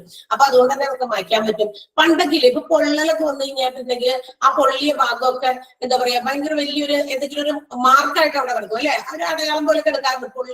പൊള്ളിയതൊക്കെ മാറി, പക്ഷെ ആ ഒരു മാർക്ക് ആ പൊള്ളിയ ഭാഗത്തെ മാർക്ക് പണ്ടൊന്നും അങ്ങനെ വലിയ കാര്യമായിട്ട് പെട്ടെന്ന് പോകൂല മാഞ്ഞ, അതവിടെ ഒരു റിമാർക്കായിട്ട് അവിടെ ഇന്നൊന്നും കിടക്കുമായിരുന്നു. പക്ഷെ ഇന്ന് പൊള്ളിയ പാടൊക്കെ കൃത്യമായിട്ട് ഒട്ടും ആ ഒരു അങ്ങനെ പൊള്ളിയോ എന്ന് പോലും അറിയാൻ പാടില്ലാത്ത രീതിയിൽ ഇന്നത് മായ്ക്കാൻ പറ്റുന്ന രീതിയിലൊക്കെ ഉണ്ട്. അപ്പൊ അത്തരം പ്രോബ്ലംസ് ഒക്കെ ഇന്ന് ട്രീറ്റ് ചെയ്താണ് മാറ്റുന്നത് കേട്ടോ. അപ്പൊ അതുപോലെ തന്നെ പാടുകള്, പിഗ്മെന്റേഷൻ, എന്താ കരിവാളിപ്പ് മുഖത്തും അല്ലെങ്കിൽ കണ്ണിന്റെ തടത്തിലും ഒക്കെ ചിലർക്ക് കരിവാളിപ്പൊക്കെ ഉണ്ടാവുമല്ലോ. ചിലതൊക്കെ നമ്മൾ കൃത്യമായ രീതിയിൽ നമുക്ക് സ്ലീപ്പിംഗ് കിട്ടാത്തതിന്റെ ഫലമായിട്ടുണ്ടാകുന്നതാണ്. പക്ഷെ ചിലതൊക്കെ എന്താ പറയാ അല്ലാതെയും ഉണ്ട്, പല രോഗത്തിന്റെ ലക്ഷണമായിട്ടും ഒക്കെ ഉണ്ട്. ചിലപ്പോൾ നമ്മുടെ സൂര്യന്റെ ആഘാതം കൂടുതൽ കൊള്ളുന്നത് കൊണ്ട് അങ്ങനെ കരിവാളിപ്പ് വരുന്നതാകാം. Many reasons. അതെന്താണെന്നൊക്കെ അവരുടെ കാര്യങ്ങളൊക്കെ നോക്കി ടെസ്റ്റ് ചെയ്തൊക്കെ ആണ് മനസ്സിലാക്കാൻ സാധിക്കും. So they can give treatment according to that. അതനുസരിച്ച് ഡെർമറ്റോളജിസ്റ്റ് എന്ത് ചെയ്യുന്നു, അതിനുള്ള ട്രീറ്റ്മെന്റ് പ്രൊവൈഡ് ചെയ്തോളൂ, സ്കിന്നിന്റെ ആ ഒരു സ്ട്രക്ചർ ഒക്കെ നോക്കിയിട്ട്. ദെൻ വെച്ചിലഗോ, എന്താണ് വെച്ചിലഗോ? ഈ പാണ്ട് രോഗം, അതായത് ഇന്നും അതും കുറച്ചൊരു ഫെമിലിയർ ആയിട്ടുള്ള ഒരു രോഗമായിട്ട് മാറുന്നുണ്ട്. നമ്മുടെ ഫുഡ് ഹാബിറ്റ്സുകൾ ഒരു പരിധി വരെ ഇതിന്റെ കാരണങ്ങളാണ്. നമ്മൾ കഴിക്കുന്ന ഫുഡുകളൊക്കെ ചില ഫുഡുമായിട്ട് എന്താ പറയാ നമുക്ക് കണക്ട് ചെയ്ത് കഴിക്കാൻ പറ്റില്ല എന്നുള്ളതൊക്കെ ഉണ്ട് അല്ലെ. ഇന്നത് കഴിക്കുമ്പോൾ ഇന്നത് കഴിക്കാൻ പാടില്ല എന്നൊക്കെ പലരും പറയാറുണ്ട്. അതുകൊണ്ടാകാം മെനി അതർ റീസൺസ്. വിറ്റിലിഗോ എന്ന് പറയുന്നത് പാണ്ഡുരോഗമാണ്. Hair loss, hair fall. Hair loss എന്ന് പറഞ്ഞാൽ ഭയങ്കരമായിട്ട് കൂടി, ഇത് ഹെയർ ഫോൾ എന്ന് പറഞ്ഞാൽ കുടി കൊഴിച്ചിലും. അൺവാണ്ടഡ് ഹെയർ, അതിനും ഇന്ന് ചികിത്സയുണ്ട്. അതായത് സ്ത്രീകൾക്കൊക്കെ എന്താ പറയാ ചിലർക്കൊക്കെ നമുക്ക് ഇങ്ങനെ കാണാറില്ലേ ഇവിടെയൊക്കെ ഇങ്ങനെ രോമ വളർച്ചയൊക്കെ, അപ്പൊ അതൊക്കെ റിമൂവ് ചെയ്യാം. ഇപ്പൊ ഒത്തിരി ഫെസിലിറ്റീസ് വീടുകളിൽ തന്നെ എല്ലാവരും ചെയ്യുന്നുണ്ട് സ്വന്തമായിട്ട്. എന്നാൽ അത് എന്താ പറയാ ട്രീറ്റ്മെന്റിലൂടെ മാറ്റിയെടുക്കാൻ പറ്റുന്ന രീതിയിലും അത് ആ ഒരു ഹോർമോണിൽ ഉണ്ടാകുന്ന ചേഞ്ചസ് ആണ്, അങ്ങനെയൊക്കെ ഉണ്ടാകും. അപ്പൊ അതിനു വേണ്ടിയിട്ടുള്ള ട്രീറ്റ്മെന്റ്. മോൾസ് എന്താ? മറുക് അല്ലെ. അതൊക്കെ നമുക്ക് കറുത്ത ഒരു സാധനം ഉണ്ടാവല്ലോ. ചില ആളുകൾക്ക് അത് ഇന്ന് അത് റിമൂവ് ചെയ്യുന്നതും ചിലർക്ക് വേണമെന്ന് വെച്ചിട്ട് അത് ഫിക്സ് ചെയ്യുന്നതും ഒക്കെ ഇന്നുണ്ട് അല്ലെ. പണ്ടത്തെ സിനിമ ആക്ട്രസുകളൊക്കെ നമ്മൾ നോക്കിക്കഴിഞ്ഞാൽ കാണാം, അവർക്ക് എവിടെയെങ്കിലും ഈ മുഖത്തിന്റെ ഏതെങ്കിലും ഒരു നല്ല ഭാഗത്ത് അല്ലെ ബ്യൂട്ടി സ്പോട്ട് എന്ന് പറയോ നിങ്ങൾക്ക് കേൾക്കണ്ടാവോ ഞാൻ ഈ പറയുന്ന മുഴുവനും ഉണ്ടോ? ബ്യൂട്ടി സ്പോട്ട് നമ്മൾ കുട്ടികൾക്ക് കുത്തി കൊടുക്കാറില്ലേ, കുഞ്ഞുവാവകൾക്ക്? അതിവിടെ കുത്തി കൊടുക്കും, വലുതിടും അല്ലെ. എന്തിനാ വലുതിടുന്നേ? കണ്ണ് കെട്ടാതിരിക്കാൻ എന്നൊക്കെ നമ്മൾ പറയും. ഒന്നിലും ഇവിടെ ഇടും അല്ലെങ്കിൽ ഇവിടെ ഇടും, ഇവിടെയൊക്കെ ഇടും നമ്മൾ അതെ കുഞ്ഞുവാവയായിരുന്നപ്പോ. പക്ഷെ അത് വലുതായി കഴിഞ്ഞപ്പോ അതൊരു ബ്യൂട്ടി സ്പോട്ട് തന്നെയാണ്, അതൊരു നല്ല സൗന്ദര്യം വർദ്ധിപ്പിക്കുന്ന ഒരു മേഖലയാണെന്ന്. അപ്പൊ അവിടെ ഒരു കറുത്ത കുത്ത് ഒക്കെ ഇന്ന് ആർട്ടിഫിഷ്യൽ ആയിട്ട് ആളുകൾ ഉണ്ടാക്കിയിടുന്നുണ്ട്. അതായത് സിനിമാ നടികൾക്കൊക്കെ അങ്ങനത്തെ ഇല്ലെങ്കിലും അവരത് ഉണ്ടാക്കുന്നുണ്ട്. ഇപ്പൊ അതിന് ഇഷ്ടംപോലെ എന്താ പറയാ സാധ്യതകളുണ്ടല്ലോ, ഇങ്ങനെയൊക്കെ ഉണ്ടാക്കിയിടാനും കറുത്ത സാധനങ്ങളൊക്കെ എവിടെയെങ്കിലും വരച്ചിടാനും ഒക്കെ ഒത്തിരി ഉണ്ട്. പുരികം വരെ എന്തിനു പറയുന്നു, പുരികം വരെ ഇന്ന് ആളുകള് മറ്റേ ആ സംഭവം ചെയ്യാണ് അല്ലെ. പുരികമൊക്കെ ആർട്ടിഫിഷ്യൽ ആയിട്ട് ഉണ്ടാക്കി വെക്കുന്നത്, അതായത് ഫിക്സഡ് ആയിട്ട്. ഇപ്പൊ പുരികമൊക്കെ കറക്റ്റ് ആയിട്ടൊന്നും ഇല്ലാത്തെങ്കിൽ അത് മുഴുവനും കളഞ്ഞിട്ട് അവിടെ അതിന് പകരം ആർട്ടിഫിഷ്യൽ ആയിട്ട് അങ്ങനെയൊക്കെ വരച്ചുണ്ടാക്കി വെക്കുന്ന സംഭവം അല്ലെ. ഈ സാധനം കുത്തുന്നില്ലേ, പച്ച കുത്തുന്നതൊക്കെ ഉണ്ടല്ലോ അല്ലെ. അതിന്റെയൊക്കെ പോലെയൊക്കെ തന്നെ ബ്ലാക്ക് വെച്ചിട്ടൊക്കെ ചെയ്യുന്നുണ്ട് ആൾക്കാര്. ഓക്കെ, അതൊക്കെ വേറെ ട്രീറ്റ്മെന്റ് ആണ്, അത് വേറെയാണ്. ഇത് പുറത്ത് അത് വെച്ച് ചെയ്യുന്നതാണ്.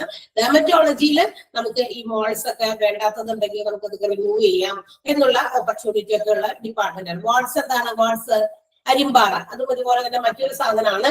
ചില സാധനങ്ങളുടെ അളവുകൾ നമ്മുടെ ശരീരത്തിൽ അധികം വരുന്നത് കൊണ്ടാകും ഈ അരിമ്പാറ പോലെയുള്ള ഒരു ചെറിയ സാധനം ഇങ്ങനെ എവിടെയൊക്കെ ചിലരുടെയൊക്കെ കഴുത്തിന് ചുറ്റും, കഴുത്തിന്റെ ബാക്കിലോ അല്ലെങ്കിൽ എന്താ പറയാ നമ്മുടെ സൈഡിലോ എവിടെയെങ്കിലും ഒക്കെ ഇങ്ങനെ പൊങ്ങി വരും അല്ലെ. അതൊരു ഏജ് കഴിഞ്ഞു കഴിഞ്ഞവരില് കുറച്ച് കൂടുതൽ നമുക്ക് കാണാൻ സാധിക്കും.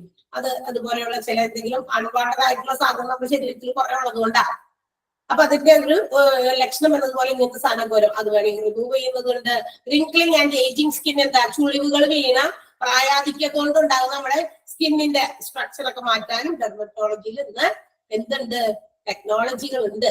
ദാറ്റ് മീൻസ് നമുക്കറിയാം, നമ്മളൊക്കെ ഇത്ര പ്രായമായിട്ടുണ്ട്, ഏകദേശം ഒരു മുഖത്ത് നോക്കി കഴിഞ്ഞാൽ നമ്മുടെ പ്രായം ഏകദേശം നമുക്ക് പറയാൻ പറ്റും അല്ലെ. ഏകദേശം ഇൻ ബിറ്റ്വീൻ എങ്കിലും പറയാൻ പറ്റുമല്ലോ. പക്ഷേ നമുക്കറിയാം എന്താ പറയാ ഒത്തിരി ഫിലിം സ്റ്റാറുകള് അതുപോലെ തന്നെ എന്താ പറയാ സെലിബ്രിറ്റീസ് മെയിൻറ്റെയിൻ ദെയർ യങ്നെസ് അല്ലെ. അവരുടെ ഒരു യൂത്ത് അവർ എന്നും നിലനിർത്തിക്കൊണ്ട് പോകുന്നുണ്ട്. അതെങ്ങനെയാണ്? ട്രീറ്റ്മെന്റുകളിലൊക്കെ കൂടിയാണ്. അല്ലാതെ എന്താ പറയാ ഇത്ര പ്രായം ചെന്നിട്ടും അവരുടെ നമ്പർ എന്ന് പറയുന്നത് ആ പ്രായത്തിന്റെ ഒരു നമ്പർ വെച്ച് നോക്കി കഴിയുമ്പോൾ അവരുടെ മുഖത്ത് നോക്കിയിട്ട് ഇത്രയും തോന്നുന്നു എന്ന് നമുക്ക് ഫീൽ ചെയ്യും അല്ലെ. അപ്പൊ അതിനെ മെയിൻറ്റെയിൻ ചെയ്യാൻ വേണ്ടിയിട്ടുള്ള ചില ട്രീറ്റ്മെന്റുകൾ അതാണ് ഇതിനകത്ത് വരിക. അത്തരം സർവീസസും ഡെർമറ്റോളജിയിൽ നിന്ന് പ്രൊവൈഡ് ചെയ്യുന്ന പല ഇഞ്ചക്ഷൻസ് ആയിരിക്കാം, സർജറീസ് ആയിരിക്കാം, അങ്ങനെയൊക്കെ കൊടുത്ത് ആ യുവത്വം അല്ലെങ്കിൽ ആ ഒരു എന്താ പറയാ ഓൾഡ് ഏജിലേക്ക് പോകാതെ അവരുടെ സ്കിന്നിനെയും അതുപോലെ തന്നെ ഫേസിനെയൊക്കെ എന്താ പറയാ അങ്ങനെ തന്നെ മെയിൻറ്റെയിൻ ചെയ്യിപ്പിക്കുന്ന ഒരു കാര്യങ്ങളും ഈ ഒരു ഡെർമറ്റോളജിയിൽ പ്രൊവൈഡ് ചെയ്യുന്നത്. സോ വെറൈറ്റി ഓഫ് ട്രീറ്റ്മെന്റുകളാണ് നമ്മളുടെ ഡെർമറ്റോളജി പ്രൊവൈഡ് ചെയ്യുന്ന. Skin problems, hair problems, nail problems, venereal diseases, cosmetic problems. കൂടാതെ also concentrated on acne, scars, pigmentation, vitiligo, hair fall and hair loss, then എന്താണ് moles, warts and also unwanted hair, ageing skin, wrinkling skin. Wrinkling എന്ന് പറഞ്ഞാൽ ചുളിവ് മാറ്റി കൊടുക്കുന്നത്, പിന്നെ age ആവാതിരിക്കാനുള്ള treatment. അപ്പൊ ഇത്രയും കാര്യങ്ങളൊക്കെയാണ്. സിമ്പിൾ ആയിട്ടുള്ള ഒരു ഡിപ്പാർട്ട്മെന്റ് ആണ്. ഓക്കെ, ക്ലിയർ ആണോ? ഡെർമറ്റോളജി മനസ്സിലായോ? ഡെർമറ്റോളജി എന്നൊന്ന് ഹെഡിങ് എഴുതാം. ഡെർമറ്റോളജിയിൽ നമുക്ക് എഴുതാനുള്ളത് ആ ലാസ്റ്റ് കിടക്കുന്ന കുറച്ച് സാധനങ്ങളുടെ മീനിങ് ഒന്ന് വെറുതെ എഴുതി വെച്ചേക്കാം. അറിയില്ലാത്ത ചില വാക്കുകൾ ചിലർക്കാണ്, എല്ലാവർക്കും അറിയില്ല എന്ന് ഞാൻ പറഞ്ഞിട്ടില്ല. കുറച്ച് ആളുകൾക്കെങ്കിലും ചിലപ്പോൾ അതെന്താണെന്നൊന്ന് അറിയണമെന്ന് ആഗ്രഹമുണ്ടാകും. അതുകൊണ്ട് അവിടെ എഴുതി വെച്ചോ. ഡെർമറ്റോളജി എന്ന് എഴുതാം. അതിന്റെ അകത്ത് വെനേറിയൽ ഡിസീസസ് എന്ന് എഴുതാം. വെനേറിയൽ ഡിസീസസ്, വെനേറിയൽ ഡിസീസസ് ഒരു ഹൈഫൻ ഇട്ടിട്ട് എഴുതാം. ലൈംഗിക രോഗങ്ങൾ, ലൈംഗിക രോഗങ്ങൾ.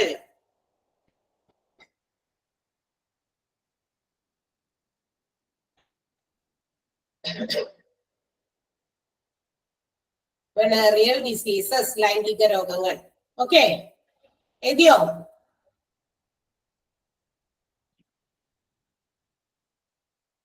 എഴുതിയോ?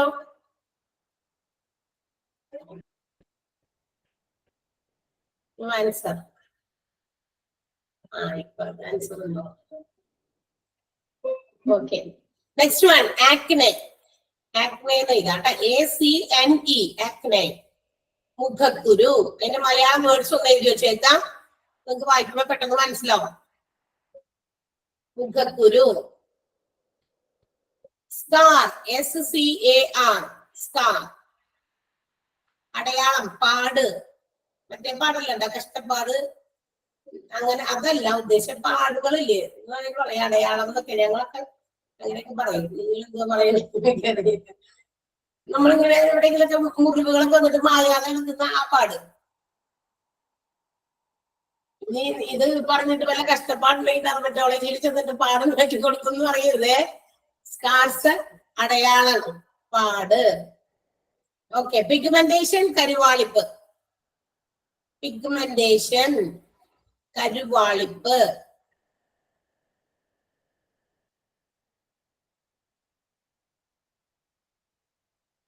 Then vitiligo, VITILIGO, പാണ്ഡുരോഗം.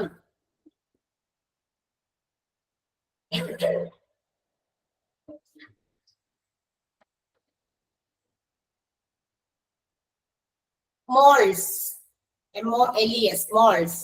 മറുക്, MOLES ആണ് കേട്ടോ. മോൾസ്, മറുക്. Then warts, WARTS, warts, അരിമ്പാറ. വാട്സ്, അരിമ്പാറ. അത്ര മതിയല്ലോ. Wrinkling skin and ageing skin, അതൊക്കെ ചുളിവുകൾ വീണ പ്രായാധിക്യത്തിന്റെ സ്കിന്ന്, എന്താ പറയാ, ചർമ്മം. കിട്ടിയില്ലേ? മതിയില്ലേ? മലയാളം വേർഡ്സ് തന്നിരിക്കുന്നതിന്റെ ഏതെങ്കിലുമൊക്കെ മലയാളം അർത്ഥം അറിയാനില്ലാത്തവർക്ക് വേണ്ടിയിട്ടാണ് അതൊന്ന് എക്സ്ട്രാ പറഞ്ഞെന്ന് മാത്രമേ ഉള്ളൂ. അല്ലാതെ നമ്മൾക്ക് ഈ ഭാഗത്ത് there is no extra notes. Okay, വേഗം നമുക്ക് ചാപ്റ്റർ തീർക്കട്ടെ. Okay, next one. അപ്പൊ അടുത്ത ഡിപ്പാർട്ട്മെന്റിലേക്ക് പോവുകയാണ്. ENT, ഇയർ നോസ് ത്രോട്ട് എന്ന് പറയുന്ന ഡിപ്പാർട്ട്മെന്റ് ആണ് അടുത്തത്.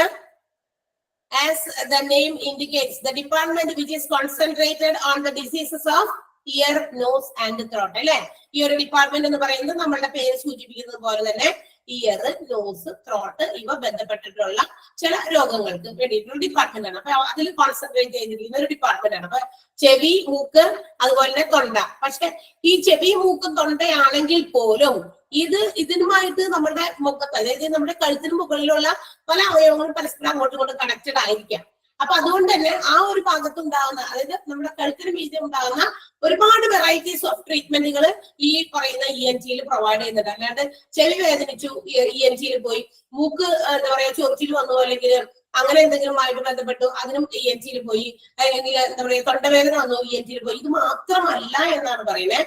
വൈഡ് റേഞ്ച് ഓഫ് എന്താ പറയാ കാര്യങ്ങൾ ഈ ഒരു diseases it is above our neck, നമ്മുടെ നെക്ക് കഴുത്തിന് മുകളിലുള്ള ചില ഒരുപാട് കാര്യങ്ങൾക്കുള്ള ചികിത്സ ഈ ഒരു വിഭാഗത്തിൽ പ്രൊവൈഡ് ചെയ്യുന്നത്. നമുക്ക് അറിയില്ലാത്ത കുറെ കാര്യങ്ങൾ ഇതിനകത്ത് വന്നിട്ടുണ്ട് കേട്ടോ. നമ്മൾ എപ്പോഴും വിചാരിക്കും ENT തൊണ്ടവേദന ഒന്നും ENT പോകാം, അല്ലെ, മൂക്കില് ദശ വളരുക, അതൊക്കെ ഒരു ഇതാണല്ലോ അല്ലെ. കുട്ടികള് സംസാരിക്കുമ്പോൾ നമ്മൾ ഒരു പ്രത്യേക രീതിയിൽ സംസാരിച്ചാൽ നമുക്കറിയാം അത് മൂക്കുകൊണ്ട് സംസാരിക്കുന്ന പോലെ തോന്നും. ബൈറ്റീസ് എന്തുകൊണ്ടത് ഈ മൂക്കില് ഇങ്ങനെയുള്ള ചില പ്രശ്നങ്ങളുള്ള കുട്ടികൾക്കാണ് അങ്ങനെ. അപ്പൊ അതൊക്കെ നമ്മൾ നേരത്തെ തന്നെ കറക്റ്റ് ചെയ്യുകയാണെങ്കിൽ കുട്ടികളുടെ ആ സൗണ്ടിനും അല്ലെങ്കിൽ സംസാരത്തിലൊക്കെ നമുക്കത് ഡിഫറൻസ് കൊണ്ടുവരാൻ സാധിക്കും എന്നുള്ളതാണ്. അപ്പൊ അതിനു വേണ്ടിയിട്ടുള്ള ഡിപ്പാർട്ട്മെന്റ് ആണ് നമ്മളുടെ ഏത് ഇയർ നോസ് ത്രോട്ട് എന്ന് പറയുന്ന ഡിപ്പാർട്ട്മെന്റ്.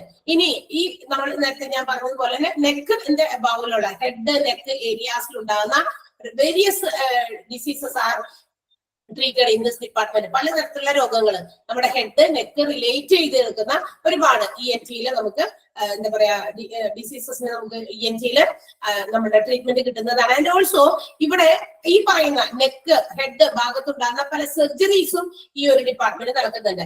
ആൻഡ് ദ സർജറി ഇതിനു വേണ്ടിയിട്ട് നടത്തുന്ന ഇതിന്റെ സർജറീസ് നടത്തുന്ന സ്പെഷ്യലിസ്റ്റിന്റെ ഒരു പേരുണ്ട്, ഓട്ടോലറിംഗോളജിസ്റ്റ് എന്നാണ് അദ്ദേഹത്തിന്റെ പേര്. ആരായിരിക്കും? ഓട്ടോലറിംഗോളജിസ്റ്റ്. മറക്കണ്ട, പേര് ഒന്ന് പറഞ്ഞു പഠിച്ചോ. സ്പെല്ലിംഗ് ഇങ്ങനെ കണക്ട് ചെയ്ത് പഠിക്കാം. ഓട്ടോലറിംഗോളജിസ്റ്റ്. Who are otolaryngologists?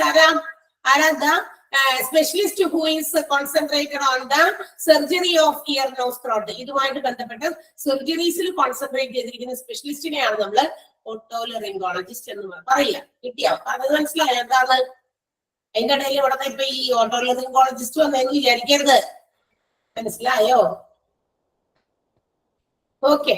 ദെൻ ഈ പറയുന്ന ഇനി ഇവർ കവർ ചെയ്യുന്ന പ്രധാനപ്പെട്ട ഭാഗങ്ങൾ ഈ ഓട്ടോലറിംഗോളജിസ്റ്റ് അല്ലെങ്കിൽ ENT പ്രധാനമായിട്ടും കവർ ചെയ്യുന്ന ഏരിയാസ് എന്തൊക്കെയാണെന്ന് പറഞ്ഞിട്ടുണ്ട്. Ear, nose, nasal passage. എന്താ നെയ്സൽ പാസേജ്? നമ്മൾ ഇൻഹേൽ ചെയ്യുമ്പില്ലേ, ശ്വാസം എടുക്കൂലേ, അപ്പൊ ഇതിങ്ങനെ പാസ് ചെയ്ത് ശ്വാസം എടുത്തിട്ട് പൂക്കിയിട്ട് അവിടെ തന്നെ തങ്ങി നിൽക്കുകയാണല്ലോ ചെയ്യണം. ഷുഡ് റീച്ച് അവർ എവിടെ എത്തണം? ലങ്സിലേക്ക്. നമ്മൾ ശ്വാസം എടുക്കുന്നത് നമ്മുടെ ശ്വാസകോശത്തിലേക്ക് എത്തണം. So there should be some passage to pass that air which we are inhaling. നമ്മൾ ഇൻഹേൽ ചെയ്ത എയർ എവിടേക്ക് എത്തണം? ലങ്സ് വരെ എത്തണം അല്ലെ. അത് അപ്പൊ അതിനൊരു വഴിയുണ്ട് അവിടെ, അതാണ് nasal passage എന്ന് വിളിക്കുന്നത്. പിന്നെ സൈനസസ് ലാറിങ്സ് എന്ന് പറഞ്ഞാൽ നമ്മുടെ വോയിസ് ബോക്സ്. ഞാനിപ്പോ ഇവിടെ സംസാരിക്കുന്നുണ്ട് അല്ലെ, വാ ഇങ്ങനെ അനക്കിയാൽ സംസാരാവോ? ഞാൻ വാ അനക്കിയാൽ നിങ്ങൾക്ക് എന്നെ കേൾക്കാൻ പറ്റുമോ? ഞാൻ വെറുതെ ചുണ്ടനക്കാണ്, കേൾക്കാൻ പറ്റുമോ? ഞാൻ ഇപ്പൊ പറഞ്ഞത് നിങ്ങൾ കേട്ടോ? കേട്ടില്ലല്ലോ. ഞാൻ എന്തോ പറഞ്ഞ കേട്ടില്ല. ക്യാൻ യു ഹിയർ എന്നാണ് ഞാൻ ചോദിച്ചേ. ചുണ്ടനക്കുള്ളൂ, പക്ഷേ അതിന് സൗണ്ട് പുറത്തേക്ക് വരണം. So there is some sound box. നമ്മുടെ ശരീരത്തിൽ ഇതിന്റെ ഉള്ളിൽ ഒരു സൗണ്ട് ബോക്സ് ഉണ്ട്. നമുക്ക് ഇപ്പൊ ഈ സിസ്റ്റം നമ്മുടെ മുമ്പിൽ ഇരിക്കുന്നുണ്ട് അല്ലെ, ഞാൻ നിങ്ങളോട് സംസാരിക്കുന്നുണ്ട്. ഈ സിസ്റ്റം മാത്രമായിരുന്നെങ്കിൽ ഇത്രയും നല്ല രീതിയിലുള്ള സൗണ്ട് നിങ്ങളിലേക്ക് എത്തില്ല. And there is some 2 boxes ഇവിടെ വെച്ചിട്ടുണ്ട് സൗണ്ട് നിങ്ങളിലേക്ക് എത്തിക്കാൻ. കൂടുതൽ സൗണ്ട് സിസ്റ്റത്തിനാകുമ്പോൾ ഇത്രയ്ക്ക് സൗണ്ട് ഉള്ളൂ, പക്ഷെ അതിന് ഒരു ബോക്സ് കൂടി കണക്ട് ചെയ്തിട്ടുണ്ട്. സോ ദാറ്റ് അത് കുറച്ചുകൂടി നല്ല ക്ലിയർ ആയിട്ട് നിങ്ങളിലേക്ക് നല്ല സൗണ്ടിലാണ് എത്താൻ വേണ്ടിയിട്ടാണ്. നമ്മൾ ഇങ്ങനെ ചുണ്ടനക്കിയാൽ, ഞാൻ ഇങ്ങനെ പറയാൻ ഉദ്ദേശിച്ച് ഞാൻ ചുണ്ടനക്കി എനിക്ക് പറയാം, പക്ഷെ if it have to reach to you, അതാരാണ് ആ കേൾവിക്കാരൻ, അവരിലേക്ക് അത് എത്തണമെങ്കിൽ സൗണ്ട് വരണം. അതിനൊരു സൗണ്ട് ബോക്സ് ഉണ്ട്. അതിനെയാണ് നമ്മൾ സൈനസസ് ലാറിങ്സ് എന്ന് വിളിക്കാം. അത് റിലേറ്റഡ് ആയിട്ടുള്ള അസുഖങ്ങള്, ഓറൽ ക്യാവിറ്റി, നമ്മുടെ വായിക്കകത്തെ പല്ലുമയൊക്കെ വലിയ പോട്, അതിനുള്ള ട്രീറ്റ്മെന്റ് ഇവിടെ കിട്ടുന്നുണ്ട്. മൗത്ത്, വായിക്കകത്ത് പ്രൊഡ്യൂസ് ചെയ്യപ്പെടുന്ന സലൈവ, ഉമിനീര്, അത് റിലേറ്റഡ് ആയിട്ടുള്ള പ്രശ്നങ്ങൾ, ത്രോട്ട് റിലേറ്റഡ് ആയിട്ടുള്ള പ്രശ്നങ്ങൾ, നെക്ക്, ഫേസ്, നമ്മുടെ കഴുത്ത്, മുഖം, ഇതുമായി റിലേറ്റഡ് ആയിട്ടുള്ള ഒത്തിരി പ്രശ്നങ്ങൾക്ക് ഒരു പരിഹാരമാണ് നമ്മുടെ ENT പ്രൊവൈഡ് ചെയ്യുന്നത്. നമ്മൾ ഇത്രയും വലിയ ഒത്തിരി ട്രീറ്റ്മെന്റുകളൊക്കെ ഈ ENT കിട്ടുമെന്ന് നമുക്ക് ആദ്യമായിട്ട് കേട്ടെ അല്ലെ എല്ലാവരും. അല്ലെങ്കിൽ ഇതൊക്കെ ഇവിടെ നടക്കുന്നത് നിങ്ങൾക്ക് അറിയാമായിരുന്നോ? ഇപ്പൊ വോയിസ് ബോക്സിൽ ഉണ്ടാകുന്ന പ്രശ്നങ്ങളൊക്കെ ഓക്കെ, കാരണം അത് ത്രോട്ടിലായതുകൊണ്ട്. ഓറൽ ക്യാവിറ്റി എന്ന് പറഞ്ഞാൽ പോടുകളാണ്, പോടുകൾ, പല്ലിലുള്ള വലിയ പോടുകളൊക്കെ. അപ്പൊ ഡെന്റിസ്റ്റിനെ കാണിക്കണേന്ന് പറഞ്ഞു. ഇവിടെയും അവർക്ക് മനസ്സിലാക്കാനുള്ള ഇതുണ്ട്, അതുകൊണ്ടാണല്ലോ അത് എഴുതി വെച്ചേക്കണേ. ഓക്കെ, അപ്പൊ ഇതൊക്കെ ഇത്തരം പ്രശ്നങ്ങൾക്കൊക്കെ ഉള്ള ഒരു പരിഹാരമാണ് നമുക്ക് ENT പ്രൊവൈഡ് ചെയ്യുക. And also it includes wide variety of ailments. ഇനിയും ഒരുപാട് തരത്തിലുള്ള എന്താ പറയാ ട്രീറ്റ്മെന്റുകൾ, എയിൽമെന്റ് മീൻസ് ട്രീറ്റ്മെന്റ് തന്നെയാണ് കൊടുക്കുന്നുണ്ട്. എന്തൊക്കെയാണത്? General ear nose throat diseases, സാധാരണ നമ്മളുടെ ചെവി, മൂക്ക്, അതുപോലെ തൊണ്ട അവിടേക്ക് ഉണ്ടാകുന്ന പല രോഗങ്ങള്. പിന്നെന്താ? Neck lumps. നെക്ക് ലംസ് എന്ന് പറഞ്ഞു കഴിഞ്ഞാൽ നമ്മുടെ ഈ തൊണ്ടയുടെ ഇടയിൽ ഒരു വള്ളി പോലത്തെ സാധനമുണ്ട്, ഒരു ലിംഫ് ഉണ്ട്, എന്താ പറയാ, അതെ, ഒരു ലിംഫ് ഉണ്ട് ഇവിടെ ഈ തൊണ്ടയുടെ അവിടെയായിട്ട്. ആ സാധനം ഇതിങ്ങനെ ചിലപ്പോ ഒക്കെ ഇങ്ങനെ ബൾജ് ചെയ്തിരിക്കും, എന്താ പറയാ, ഇങ്ങനെ എൻലാർജ് ചെയ്യും.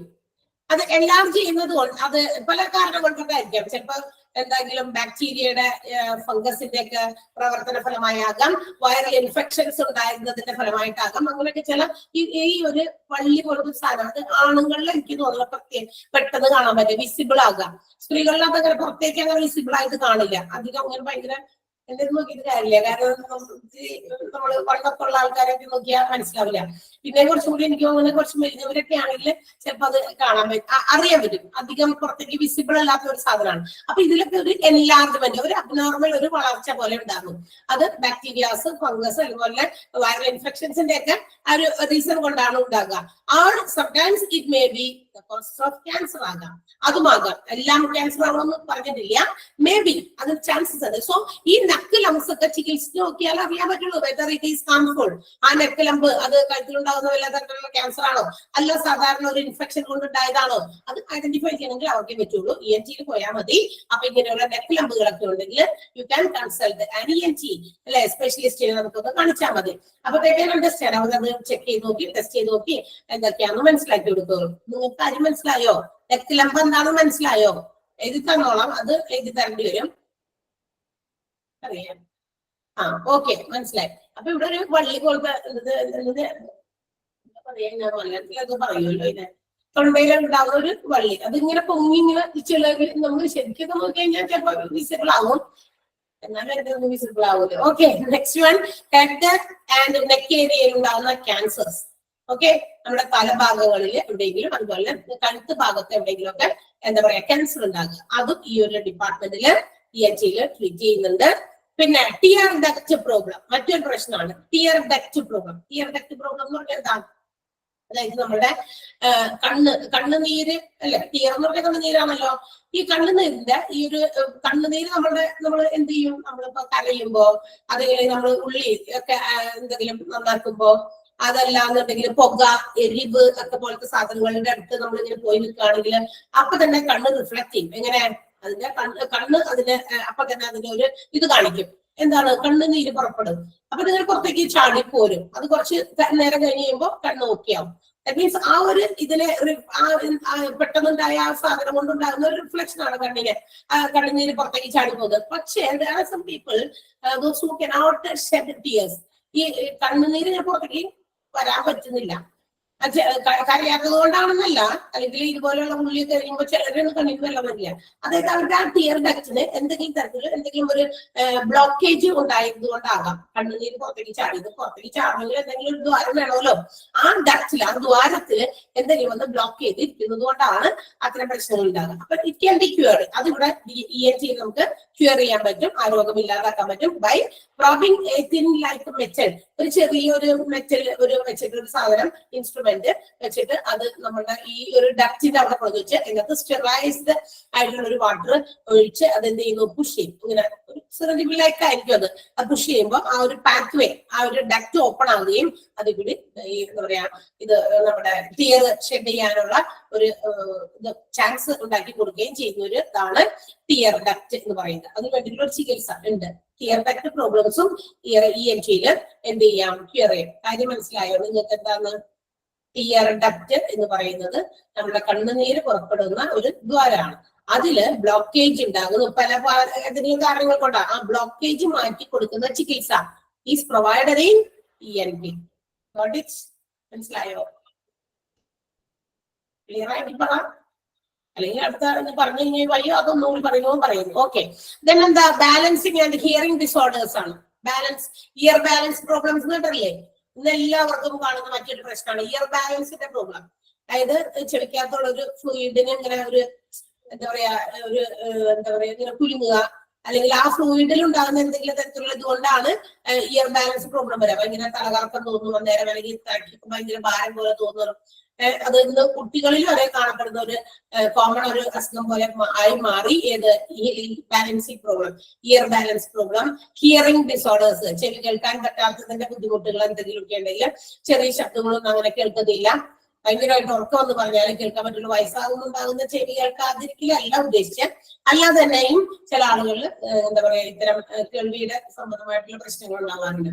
പിന്നെന്താ സ്നോറിങ്. സ്നോറിങ് എന്താ? മൂർക്കം വലി. ENT അലർജി പ്രോബ്ലംസ് ഉണ്ട്. അതുപോലെ അലർജി സംബന്ധമായിട്ടുള്ള പ്രശ്നങ്ങൾ. Salivary gland diseases. എന്താ ഗ്ലാൻഡ് ഡിസീസസ്? എന്താ? ഗ്രന്ഥികളിൽ, അതായത് നമ്മുടെ നീരൊക്കെ ഉത്പാദിപ്പിക്കുമ്പോൾ ഗ്രന്ഥികൾ ഉണ്ടല്ലോ, അതിനകത്തുണ്ടാകുന്ന ഡിസോർഡേഴ്സ്. പിന്നെ വോയിസ് ഡിസോർഡേഴ്സ്, ശബ്ദത്തിൽ ഉണ്ടാകുന്ന ഡിസോർഡറുകൾ. ഇതൊക്കെ തന്നെ ENT-യിലാണ് എന്താ പറയാ ട്രീറ്റ്മെന്റുകൾ കിട്ടുന്നത്. ഓക്കെ, അപ്പൊ ENT-യിൽ ഒരുപാട് ട്രീറ്റ്മെന്റുകൾ പ്രൊവൈഡ് ചെയ്യുന്നുണ്ട്. ക്ലിയർ ആയോ? ENT എന്താണെന്ന് മനസ്സിലായോ? കുറച്ച് എഴുതാനുണ്ട്. അപ്പൊ അതിന് എഴുതി കഴിഞ്ഞിട്ട് വായിക്കാൻ സമയം ഉണ്ടെങ്കിൽ നമുക്ക് വായിക്കാം. ഒന്ന് വേഗം എഴുതിയ. ENT-യിലാ എഴുതാനുള്ളൂ. മറ്റേല നമ്മള് വേർഡ്സിന്റെ മീനിങ് ആയിരുന്നു എഴുതി കഴിഞ്ഞു. ENT ഇയർ നോസ് ത്രോട്ട് എന്ന് എഴുതാം. Ear nose throat.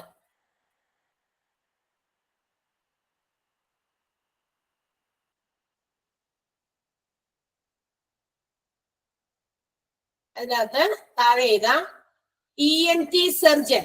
ENT surgeon.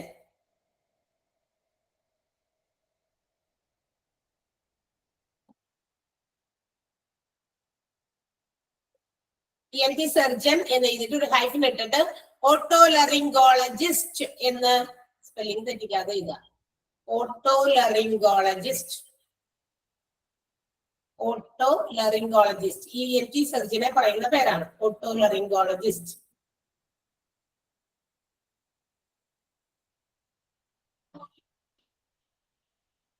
എഴുതിയോ?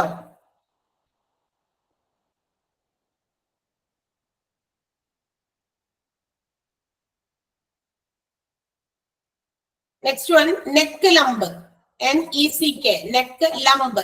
NUMP neck lamb. Neck lamb എന്താണെന്ന് എഴുതാം.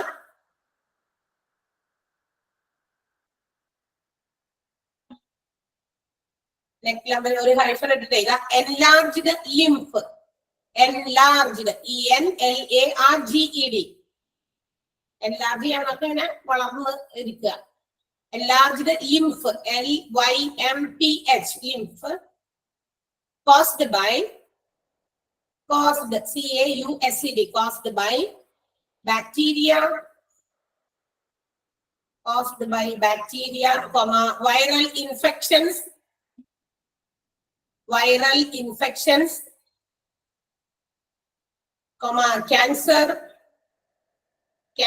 cancer കൊണ്ടുണ്ടാകുന്ന ഈ വളർച്ചയാകാം. ബാക്ടീരിയകൾ ഇൻഫെക്റ്റഡ് ആയിട്ടുണ്ടാകുന്നതാകാം. വൈറൽ ഇൻഫെക്ഷൻ കൊണ്ടുണ്ടാകുന്ന എൻലാർജ്മെന്റ് ആകാം. Or other causes. CAUSES മറ്റേതെങ്കിലും കാരണങ്ങൾ കൊണ്ടുണ്ടാകുന്നതാകാം. Enlarged lymph LYMPH enlarged lymph caused by CAUSED caused by bacteria BACTERIA bacteria, viral infections, cancer or other causes. CAUSES.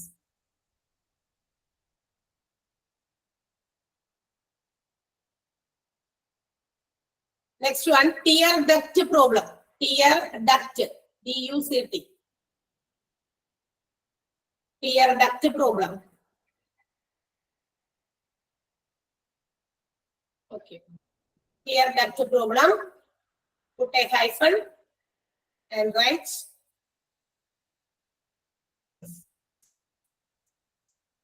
using a thin metal instrument. Using a thin, THIN, thin metal instruments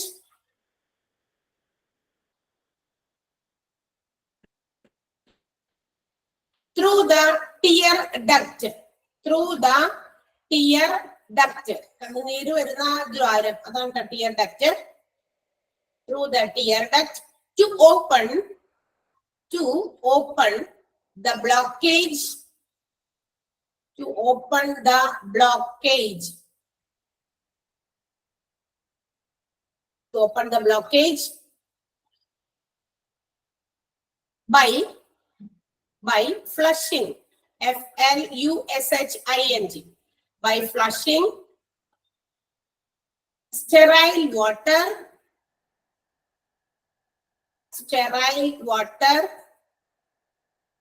to make the pathway clear. To make the pathway clear.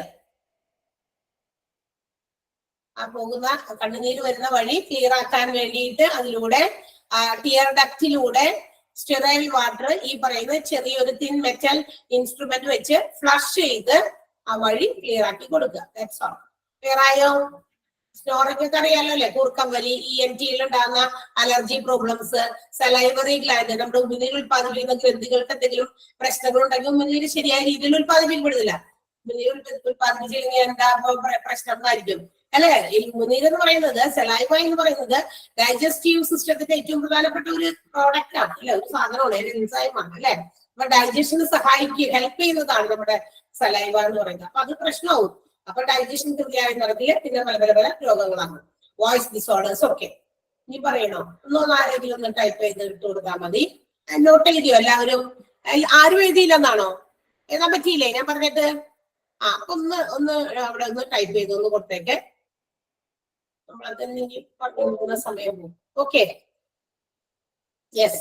അപ്പൊ അവിടെ ആരോ ഒന്ന് എഴുതിയില്ല എന്ന് പറഞ്ഞു. നമ്മൾ അതിന്റെ തുടക്കം വീണ്ടും പറഞ്ഞ സമയം കിട്ടില്ല. നമുക്ക് ഇന്ന് എടുത്തത് എല്ലാം മനസ്സിലായോ നിങ്ങൾക്ക്?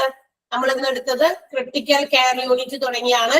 ക്രിട്ടിക്കൽ കെയർ യൂണിറ്റ് എടുത്തു, ഡെർമറ്റോളജി എടുത്തു, ENT എടുത്തു. ഒരുപാട് സാധനങ്ങൾ വായിച്ചും കാര്യങ്ങൾ മനസ്സിലാക്കാനുണ്ട് നിങ്ങള്. ഓക്കെ, ഡെർമറ്റോളജിയിലും ക്രിട്ടിക്കൽ കെയർ യൂണിറ്റിലും ഓരോ പോയിന്റ് വായിച്ചു നോക്കാട്ടെ. വളരെ വൃത്തിയായിട്ട് വായിച്ചു നോക്കി മനസ്സിലാക്കുക. അതുപോലെ ഇയർ നോസ് ത്രോട്ടില് ഒരുപാട് ഡിസീസസ് ക്യൂർ ചെയ്യാനുള്ള കാര്യങ്ങളാണ് പ്രൊവൈഡ് ചെയ്യുന്നത് ഇയർ നോസ് ത്രോട്ടില്. അപ്പൊ അതും ഒക്കെ മനസ്സിലാക്കുക.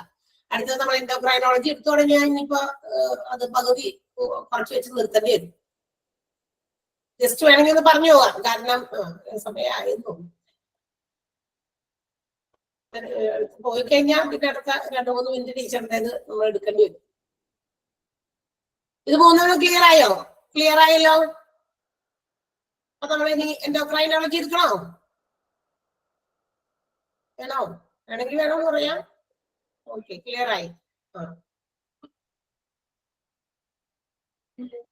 അപ്പൊ അതൊക്കെ ഒന്ന് വായിച്ച് മനസ്സിലാക്കിയിട്ടൊക്കെ വരിക കേട്ടാ. എടുക്കാം. എടുത്ത ടീച്ചറിന്റെ പീരീഡിലേക്ക് പോകേണ്ടി വരും. അതുകൊണ്ടാണ് ഞാൻ ചോദിച്ചത്, കറക്റ്റ് സമയമായതുകൊണ്ട്. എൻഡോക്രൈനോളജി ജസ്റ്റ് വെറുതെ ഒന്ന് പറയാം, എന്നിട്ട് ബാക്കി അതിന്റെ ഒന്നും കൂടി നമുക്ക് വേണ്ടാന്ന് ഒന്നാ ഞാൻ പോകുന്നു. വേണ്ടാന്ന് പറഞ്ഞാൽ പിന്നെ എടുക്കൂല.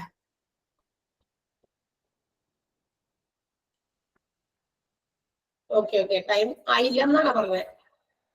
അടുത്ത ക്ലാസ്സിൽ മതി. ചിലർക്ക് പുറകെ കൊടുക്കുമ്പോൾ പറ്റലായിരിക്കും, അതുകൊണ്ടായിരിക്കും. ആണോ? കൂടുതലായി പോയിരുന്നു തോന്നുന്നുണ്ടോ? പക്ഷെ കൂടുതൽ വായിക്കാനുള്ള സാധനങ്ങൾ ഉണ്ട് അതിനകത്ത് കേട്ടാ. Okay, okay. അപ്പൊ അടുത്ത ക്ലാസ്സിൽ എടുക്കാം ബാക്കി. അപ്പൊ നിങ്ങളത് വായിച്ച് മനസ്സിലാക്കിയൊക്കെ പഠിക്കാം. Okay, so see U.